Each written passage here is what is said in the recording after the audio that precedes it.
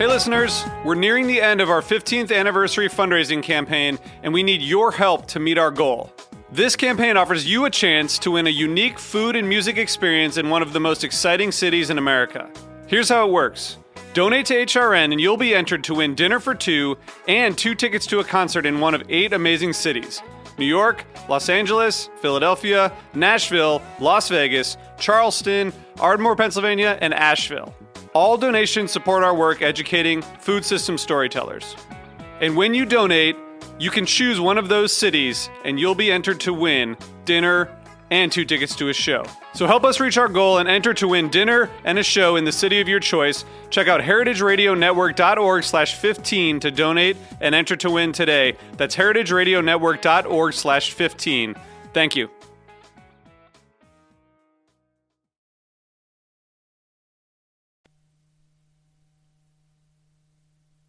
Today's program has been brought to you by White Oak Pastures, a 5-generation Georgia-based beef and poultry farm determined to conduct business in an honorable manner. For more information, visit whiteoakpastures.com.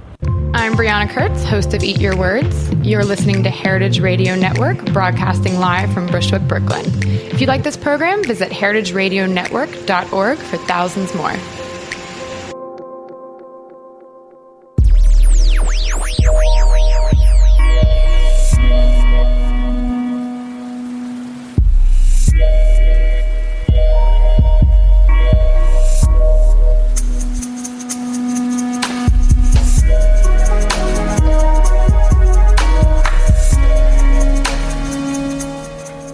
Thank you so much for tuning in to the Heritage Radio Network. We are coming to you, as always, live from the back of Roberta's Pizza on a beautiful day here in Bushwick, Brooklyn. You've tuned into the Farm Report. I'm your host, Erin Fairbanks, and I'm excited. Today we're going to be continuing our conversation on regional economies, looking specifically at meat and livestock. And we have 2 excellent guests today. I'm joined in the studio by Christoph. Hello, Christoph. Welcome to the studio. Thank you very much.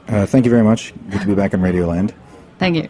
Thank you very much. Christoph has been working in food for a long time. He was a chef partner at A16, a great restaurant out in San Francisco, and is currently founder and co-owner of Northern Spy Food Co. But today we're going to be talking about a role that's a little newer for him. He recently joined the team at Fleischer's Meat Market, and we are also on the line with Kathleen Harris of the Northeast Livestock Processing Service. Kathleen, welcome to the show. Why, thank you, Erin. So I'm really excited to kind of have 2 different ends of this meat conversation joining us today. And what I really hope to do in the next 30 minutes is kind of paint a little bit of a picture around the realities as they relate to meat production here in the Northeast and some of the infrastructure that's making this work or not work. And Kathleen, I want to start with you. Can you give us a little background on the Northeast Livestock Processing Service? You guys started back in 2005. You're currently working with 141 farms through 24 counties, 15 different processors. But can you fill in the details with regards to kind of what actually is the role you play and how do farms and processors kind of interact with you? Sure, Erin. Originally, the company was started because there was such a lack of USDA livestock processing facilities here in New York and all over the Northeast, actually. And so a group of farmers got together with the RC&D Council, Resource Conservation and Development Council in the Lower Hudson Valley, and they set about in their mind, they were going to solve this problem for their fellow farmers, and they did. And many things happened, but one of the things was the development of NELPS, Northeast Livestock Processing Service Company.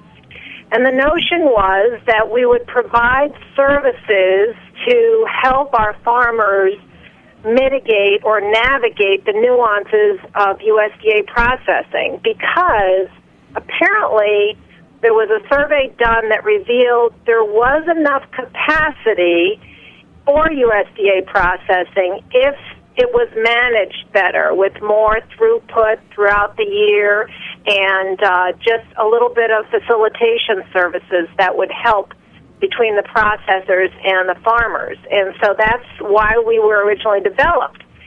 And as things moved along and the local food movement, blossomed and now is, far more than any of us ever dreamed of, our farmers, more and more, the industry took a hold and more processors came online, and pretty soon the needs of our farmers moved from processing facilitation more toward marketing help.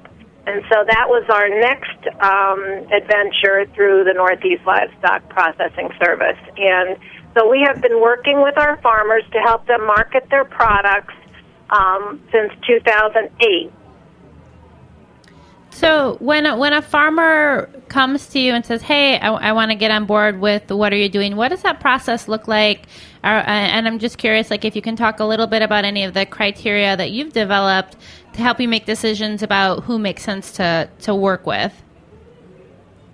Well, all the farmers that come to us for a reason. Either they need processing facilitation help or they need marketing help.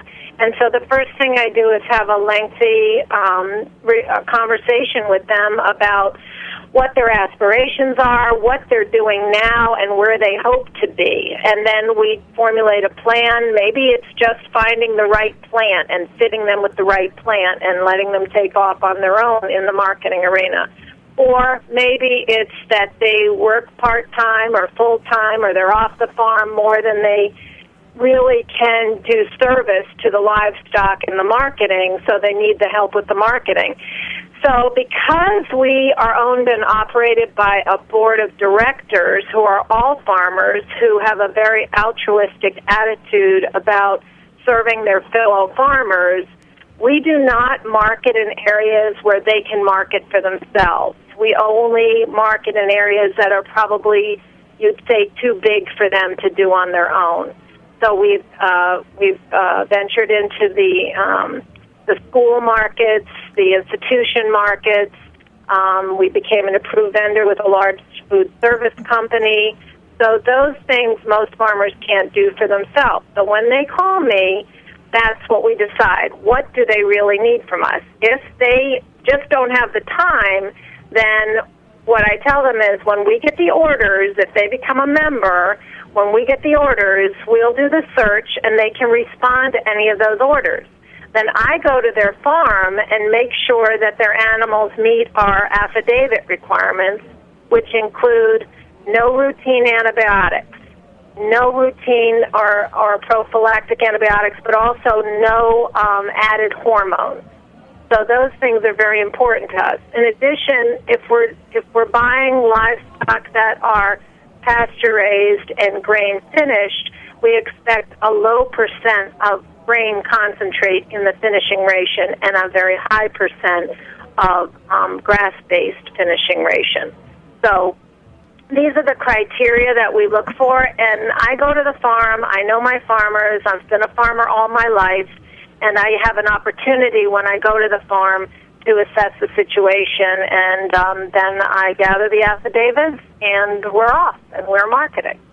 So I think one of the things you touched on that I hope we'll be discussing a little bit more later in the program is this idea of scale and what an individual can do on their own farm and what a group can do. And so I'm excited to tuck into that. But I wanted to just ask for a little bit more clarification around processing facilitation, just because I feel like some of my listeners might not be super clear about what that actually means. Can you just give us the brief nuts and bolts?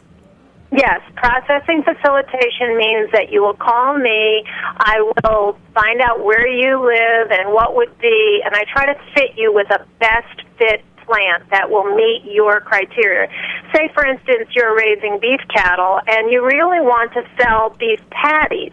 Not all processing facilities have a patty making machine, and so that's something I would do the search and make sure that I fit you with a plant that can do that.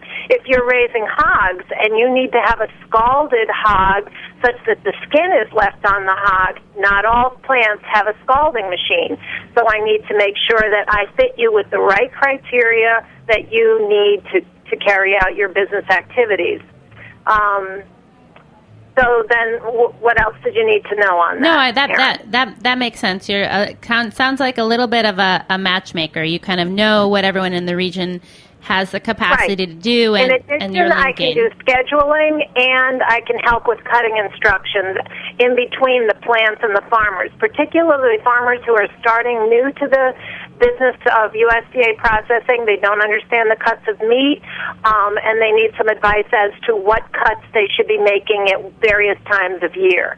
So I can work with them and help them on that. So I work between the farmer and the plant.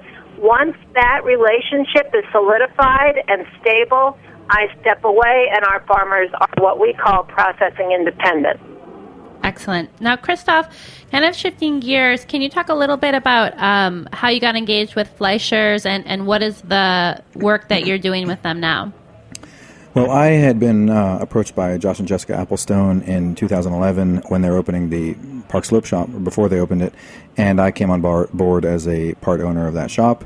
I had known them for several years, partly from work as a private chef in the Hudson Valley for a period, and then buying meat from them wholesale for Northern Spy. And last summer, I was asked to come on board to help with growth and financial management and general sort of like cleaning the place up in terms of just the operations, because what often happens is these companies grow and they outpace the founder's ability to manage all the nuts and bolts of the moving parts of a business, which is very complicated. They're good at the vision and the artistic side, the creative side, but the business side sort of starts to look like the back of your closet. And so I'm a back of the closet cleaner. And so I came to do that, and I've been doing that pretty much for the last year. Just a lot of back office stuff, admin, looking towards growth, and managing the banking and the payroll, and just all that stuff, like really nuts and bolts kind of stuff. And we became involved with NELPS about September of last year. Kathleen knows one of the other owners of Fleischers, a man named Mark Just, who raises our pigs at J&D Farm in Eaton, New York. They knew each other. Mark brought Kathleen on board as our main supplier of beef and lamb for Fleischers, and it's been really a great relationship ever since. We buy probably average 7 or 8 steers a week, of which 5 or 6 usually come from NELPS, and it's been pretty excellent. We've had very few problems, and it's really solidified our New York sourcing. That makes a lot of sense. Now, for folks who are less familiar with Fleischers, you have the 2 kind of retail butcher shops, and that's really the bulk of your business, but you guys also do a little bit of wholesale and then some kind of training classes? Yeah, so the business is basically built around one retail shop in Kingston that was started originally, I think, in 2004, and a butcher in the retail shop in Park Slope, which opened in 2011. And as of January of this year, we moved our processing facility from Kingston to Red Hook, Brooklyn. So now we're down near the Fairway building and have 3,000 square feet to cut meat in, and that's where all of the beef and pork and lamb come to, and that's where it's cut, and that's also where we have some students who are doing either short-term programs or 12-week apprenticeships, and we're doing a little bit of online sales through Good Eggs, and we're also doing a little vending this summer with Brooklyn Flea out in Jones Beach, and a little bit of wholesale also to restaurants. So the majority of our business really is retail, though, by a long shot. So, obviously we're here in New York City, millions of people. Can you give us a sense of, where Fleischers fits in as and businesses like Fleischers fits in as a percentage of the meat that's being purchased in this city? Oh, boy. That would be really, really hard to estimate. I would say it's a tiny minority, I'm guessing. I have very little sense of how much meat is being sold at the average supermarket, but I see the meat counter at Fairway nearby us, and it's big. There are tons of people there. I'm guessing that we're a really small minority of the business. Yeah, that's what. And that being said, I feel like we sell a lot of meat, and I know other colleagues in this business, Dixon's, Saugatuck Craft Butchery, Hudson and Charles, Harlem Shambles. I think all of them are pretty busy. but it's still probably a pretty small percentage. Yeah, it kind of drops in the bucket, which is exciting because there's potential for growth if we can figure out how to scale it up. Kathleen, on your end, you're pretty tucked into the farmers in those communities. Is there, I guess, are your farms typical of the region or atypical of the region, the folks that are coming to you? And has there been a kind of like shift in that demographic of kind of who's farming? Well, over time, the size of farms went from small family farms up to large mega farms. And then in New York State, that's been primarily dairy in this area and then crops in western New York and fruits and vegetables in western New York. But now there are more and more farms that are going toward small and mid-size agriculture, which is, I think the definition of mid-size is up to $500,000 in sales, agricultural sales. So I'd say all of our farmers are small to mid-size, and with a different attitude about farming. If you went to, say, a beef farmers meeting 20 years ago, which I was doing 20 years ago, or a lamb farmers meeting 20 years ago, what you saw is traditional agriculture, and today, if you go to those same meetings, you see a totally different profile. You see more women in agriculture. You see more different ethnicities involved in agriculture. It is not just the way it used to be. And what has happened with that, what's grown with that, is their enjoyment of grass-based farming and all of the things that go with that, and producing a more natural, less chemical-dependent type of product. And those are the farmers that we're working with. Well, guys, we need to take just a short station break, and when we come back, I want to talk a little bit about feeding the future and what we can look forward to in the next decade with regards to meat production. So hang tight, you're tuned into the Farm Report, and we'll be right back.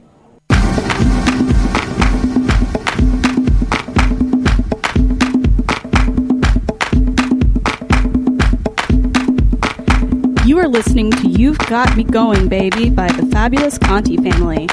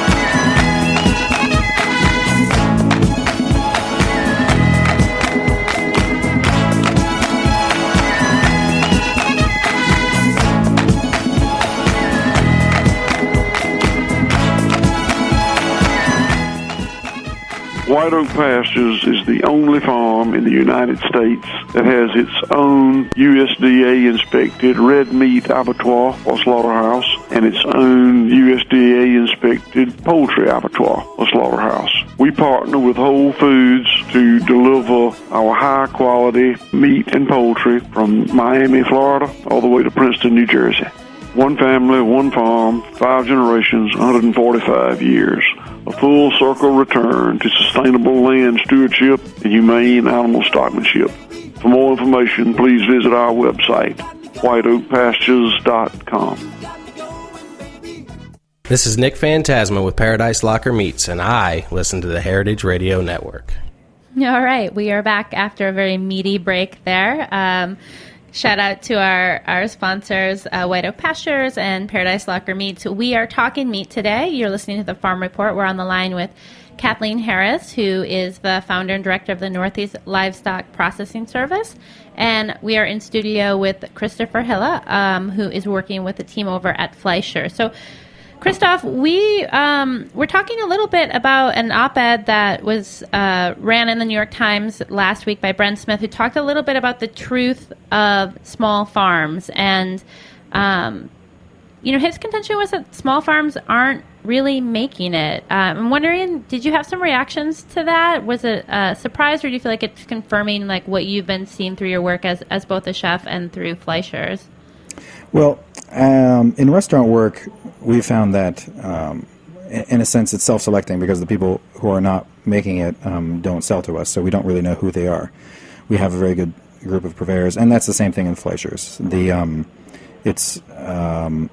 It's a great group of people. They stay with us. We don't see people drop off, but there's some selection process happening there that we're not seeing. I thought this was the greatest thing written about farm to table in ages. It's good to sort of have a gut check and a bullshit detector for ourselves in this movement to say what is true and what is fictionalized and what's being fetishized. And this is I think the point that Brent Smith made is that there's an issue of scale in all these businesses, and people need to understand scale. And scale isn't necessarily something that is always larger industries' fault.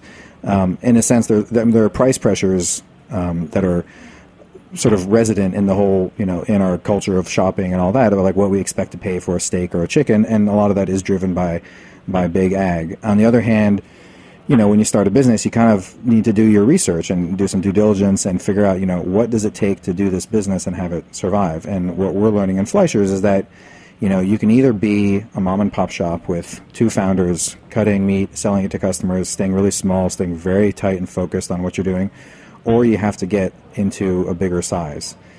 You probably have to be, 4, 5, 6 shops to, sustain the kind of like this mini corporate culture of, like you got like a manager, you got a protein manager, you got a buyer, you have some, well-paid butchers, you have a couple trucks, this like, it's not that big of a company really at all, but that's what's required, because when you're in the middle spot, it gets really hard to survive. So that's the process that we're in, is growing ourselves to a size when we can sustain ourselves. And I don't know what, Kathleen will weigh in here, I hope, and say how that fits in with farming, because I suspect it's similar, that the dream of being, a small, tiny business and making something that's equivalent to like a middle-class income is fading as other expenses go up. It's a very useful article for everybody to read and to really think about in terms of how this applies to when we say things like support our farmers. Well, what does that mean? Like, you can't just support farmers, like you have to support good farmers and good businesses and wish them to get to a state when they can survive and pass this on to their kids or whatever it is. Sure. Well, they have to be kind of a viable business. It's not a charity, and I think that's kind of this weird, sometimes the food movement kind of wades a little bit into this like help our farmers, save our farmers language that I feel like is, for me, a touch sticky. And one of the things you said during the break is that scale matters, and you can't subvert certain economic realities by carrying a lot. And Kathleen, I think one of the interesting spaces that you're really occupying is you really have your finger on the pulse of what is the infrastructure that both kind of retail shops like Christoph's and farmers like you work with, what is it that they need to make their businesses run? There's the processors, there's kind of the trucking, but then there's the sales and marketing. And I wonder if you can talk a little bit. I mean, obviously, your organization has undergone a lot of growth, and I get the sense that you feel very excited by the attention that's happening around local food. What do you hope for, in the next decade of business? What would kind of scaling up look like from where you sit?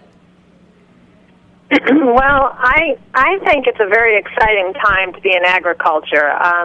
In my many years of life, and women never tell their age, it has been the best time I've ever seen for commodity pricing. So even if a farmer just sends their livestock to the auction and doesn't do any of this value-added marketing, they're still getting a huge number for their livestock. So what do I see? I mean, continuing the same would be great for the farmers. And also, like Christoph was saying, making it so that the business runs well enough to secure participation by the next generation. I mean, if the next generation sees that the farm does well, sees that the farmers, can actually take a vacation occasionally and, bill collectors aren't knocking on the door. If they see that, they'll be more inclined to take over the farm businesses and enterprises and keep the land and farming. So that's my hope and aspiration. I see that with our new commissioner of agriculture, Richard Ball. His family is taking over his farm, and a lot of it has to do with the way he's managed his farm and made it successful. And many other folks, it's the same way. The next generation, they need to be looking at the way agriculture is now. And when we pursue marketing opportunities like the hand and glove relationship that we have with Fleischers, that secures something for not only the people who are farming now, but the next generation. And when you have everybody wanting the same goal, which is to bring good, healthy, wholesome food to American citizens, then I think if we can all keep that focus and that goal and do it as transparently as possible, I think that agriculture is and will continue to be in a really good place. Do you have a sense, outside of folks who are going to be transitioning ownership within a family, as there are people coming who are new to agriculture into the community, are there kind of best practices or common mistakes or things that you would say to folks who might be here in Brooklyn thinking like, hey, I want to throw it in and I'm going to go upstate and I'm going to start my own kind of, beef farm. What are the things that they should be thinking about or, planning for, and any kind of broad strokes? Was that addressed to me, Erin? Yeah. Okay. One thing I think people need not to be is overconfident in the sense that anyone can farm. I mean, I have a 4-year agricultural degree from Penn State, and I don't know near of what I should in order to jump into other enterprises. My degree is in animal production, so naturally I have tend to focus my agricultural efforts in livestock. But to jump into another enterprise that I'm not well schooled in, you need to access the land-grant university. Obviously in New York, that's Cornell, and the Cooperative Extension Service programs. You need to educate yourself first. That's the most important thing. I mean, I would never presume to say to Christoph or anybody else who's been a chef, just tell me everything you need to know in a half an hour and I'll get a knife and start being a chef. That's not the way it works. You need to educate yourself. And farming has become much more high-tech than it used to be, and the livestock end of it is very challenging. The physiology, the feeding, the nutrition, working of the land, keeping the land, properly, to steward the land properly. There's so many aspects to agriculture that are very complex, and people shouldn't just think that they can jump in because anybody can farm. You need to educate yourself first. Yeah, that makes a lot of sense. Christoph, what about in your end of the business? Obviously, you guys have decided to pursue, on some level, an education component to your business. But for folks who are, kind of caught up in the wave of being a sexy butcher at or starting a business similar to Fleischers, what do they need to be thinking about? What are people kind of getting right and getting wrong as they even approach that idea? I think it's key to associate yourself with businesses that are working, growing, give you opportunities, and ride their coattails for as long as you can. Get a salary, to support yourself, and then really position yourself, by the time you're maybe early 30s, mid 30s, to then go out on your own. I think that's the right time to do it. And the people who are successful in this town, you see time and again, this person worked for Danny Meyer for ages. This person worked for Mario Batali for ages. This guy, studied butchery at Fleischer's for a while. There's associations, and those associations mean something. It's not just a brand stamp on your resume. You learn things, and you learn things that they're doing wrong that you're going to do better. Because what happens in this business over and again is somebody does something great. And then, after a certain amount of time, it kind of seems like old hat. And then somebody else comes along and is doing something even cooler, and people are talking about that. And that's the normal cycle. That's kind of the way it should be, because, what's progressive today, in 20 years, hopefully seems a little bit old-fashioned. And that's a cycle that I look forward to. I look forward to, like, the excited young people who are going to be with us. And then, maybe later on are going to start their own butcher shop that is even better, which is part of why at Fleischer's we're hungry to stay, as the number one butcher of, like, sort of progressive, grass-fed, local, pasture-raised butcher in the country. You can't just assume that you have that, that you're granted that status forever. You go out and you try and reinvent yourself and become better and keep up standards. And, now we're buying, all of our meat is coming from New York State now, which is something we're very proud of. I think it says a lot. It's a lot of meat. It's, it adds up to a lot. And that means something to New York State. It means something to us. And maybe somebody will come up with a butcher shop that sells all New York City raised beef. I have no idea. It'll be something really amazing, and then we're going to say, "Oh my God, I didn't even know you could do that. That's amazing." On the rooftop. On the rooftop, it'll be rooftop beef farming. Rooftop beef farming. Well, maybe not the first place I would invest my energies personally, or money if I had any money to invest in such things. Well, we are just about out of time, but I kind of want to give you both an opportunity. To share, I guess, there's a lot of parts of this kind of local food conversation that I feel like are getting a lot of attention, that we, as a movement, have gotten really good about talking about. And I'm wondering if maybe you can highlight what you guys see as some of, like, the next level. Like, we've done Local Foodie 101. We get it. We're supposed to buy local. We know a certain number of questions we're supposed to ask. What's 202 look like? Where are the next kind of spaces in this conversation? What are the talks that you guys hope you're going to be having with your customers? And Kathleen, I'll probably start with you.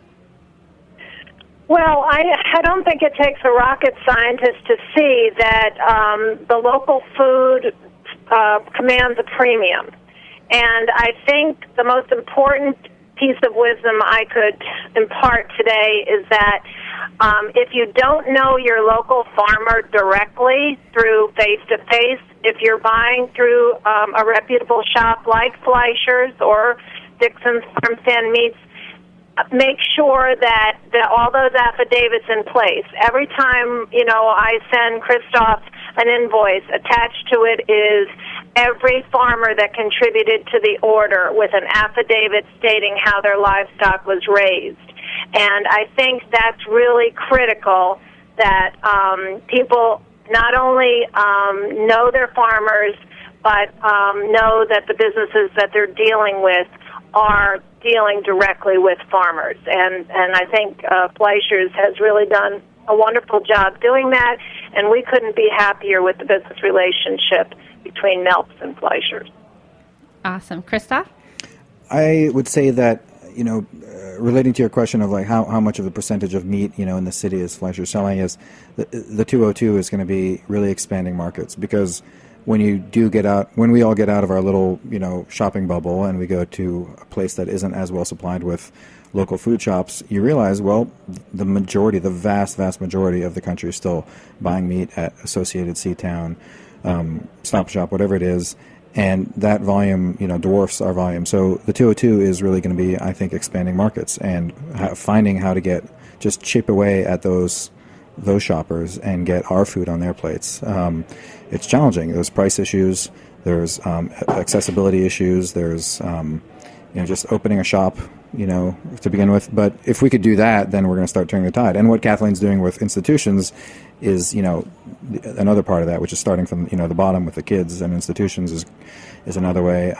But really hitting more families, on the dinner table is going to would be a terrific thing.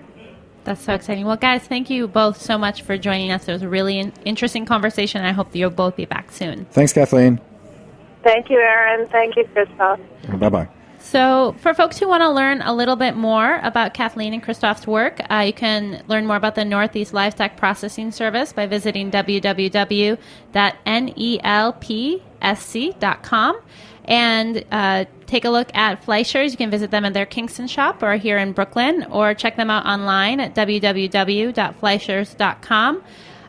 If you want to get a little taste, have someone else do some cooking for you, you should definitely stop by Northern Spy Food Co. You can find out more about them by visiting www.northernspyfoodco.com.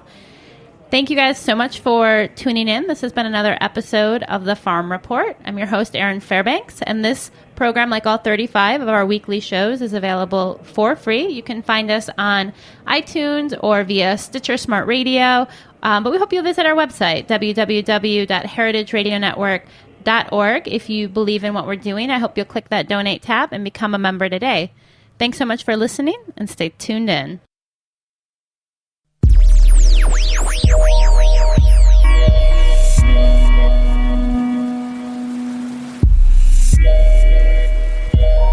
Thanks for listening to this program on heritageradionetwork.org. You can find all of our archive programs on our website or as podcasts in the iTunes store by searching Heritage Radio Network. You can like us on Facebook and follow us on Twitter at heritage_radio. You can email us questions anytime at info@heritageradionetwork.org. Heritage Radio Network is a 501c3 non-profit. To donate and become a member, visit our website today. Thanks for listening.